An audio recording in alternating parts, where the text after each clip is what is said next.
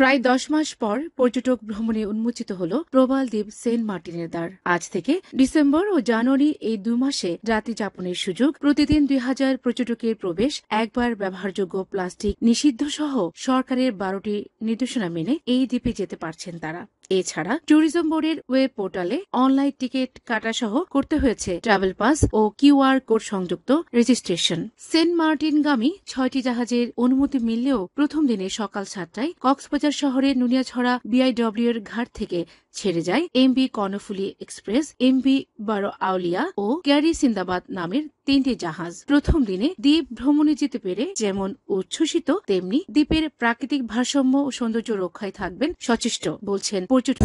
হবিগঞ্জ থেকে তো আমি আজকে ফার্স্ট জীবনের প্রথম দিন সেন্ট মার্টিন, অনুভূতিটা অনেক ভালো লাগতেছে এবং সবাই একসাথে যেতেছি, অনেক ভালো লাগতেছে। সরকার যেহেতু নির্দেশনা দিয়েছে, সরকার তো আর না বুঝে দেয় নাই, ভেবে চিন্তে দিয়েছে।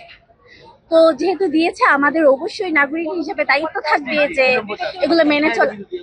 কক্সবাজার ট্যুরিস্ট পুলিশের অতিরিক্ত ডিআইজি আপিল মাহমুদ জানিয়েছেন, পর্যটকদের নিরাপত্তা প্রদানের পাশাপাশি সেন্ট মার্টিনের প্রাকৃতিক ভারসাম্য ও সৌন্দর্য রক্ষায় সরকারি নির্দেশনা বাস্তবায়নে তৎপর আইন শৃঙ্খলা বাহিনী। সম্পূর্ণ নিরাপত্তার চাদরে আমাদের পর্যটকরা আমরা ওখানকে ভ্রমণ করা নিশ্চিত করব।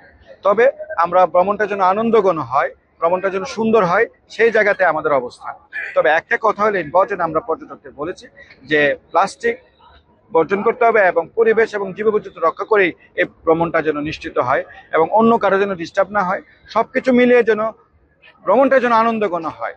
পর্যটকদের সেন্ট মার্টিন ভ্রমণ সুন্দর ও নিরাপদ করতে নেওয়া হয়েছে সার্বিক প্রস্তুতি, জানিয়েছেন জেলা প্রশাসক মোহাম্মদ আব্দুল মান্নান। সার্বিক নিরাপত্তার জন্য এখানে ট্যুরিস্ট পুলিশ প্রশাসন, ওপাশে আরো আমাদের স্বেচ্ছাসেবক, জাহাজ মালিক সমিতির পক্ষ থেকে সব ধরনের পদ্ধতি গ্রহণ করা হয়েছে। আমরা আশা করি যে পর্যটকদের সেন্ট মার্টিন যাতায়াত নির্বিঘ্ন হবে এবং আনন্দঘন হবে।